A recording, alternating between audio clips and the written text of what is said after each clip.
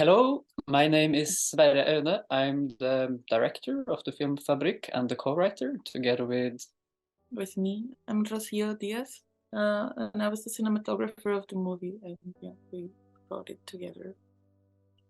Yes, so we are then the co-creators of Fabrik, which is a narrative short film about a female creature that struggles for survival in a hostile environment. The whole thing started actually in 2020, in the beginning of the year. It was proper lockdown in Berlin, the Corona lockdown. And we were living together at the time. And our school, the German Film and Television Academy, we both study at this academy.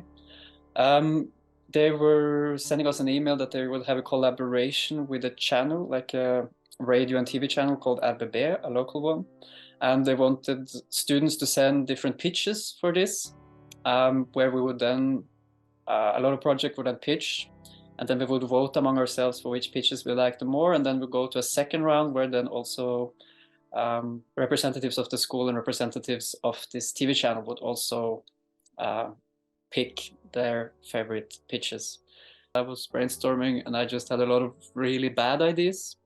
And then Rocio told me that she had an idea that she'd had for a while that could fit pretty well to this subject. Yeah, about 15 years ago, I moved to Barcelona, and I was studying fine arts, and I was living very close to like one of these army stores, and there I found like a couple of, gas masks.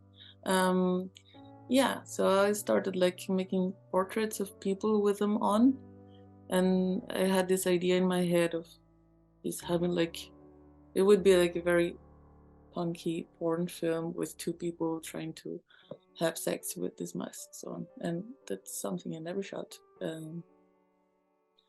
But to me, it was a funny idea to think about two people who can't really connect because the environment is poisonous. So yeah, we kind of got into that and we built Fabrik.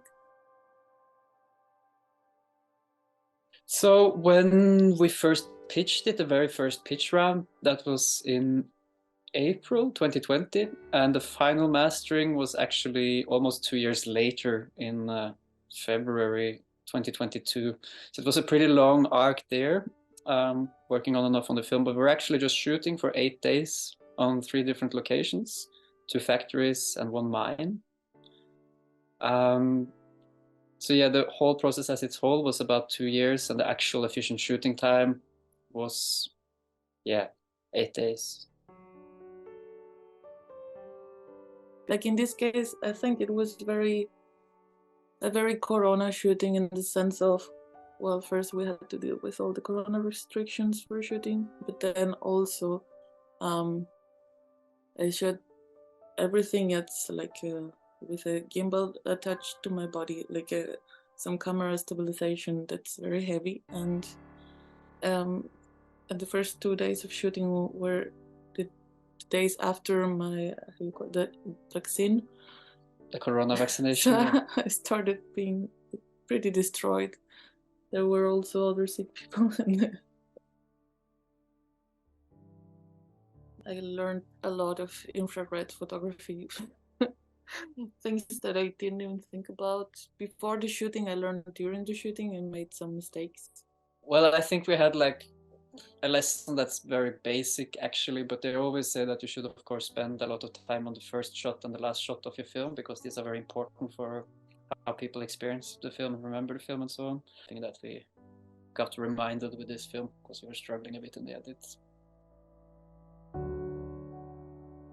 We're first and foremost happy that it's being shown in a cinema for an audience, because we really made this to be like a cinema film. The way it's shot, the way it's edited, the sound, the side, everything is meant to really be an experience in cinema.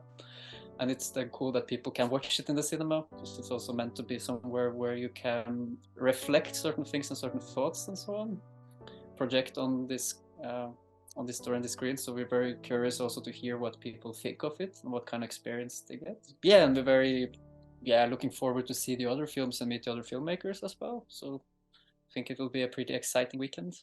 We're looking forward.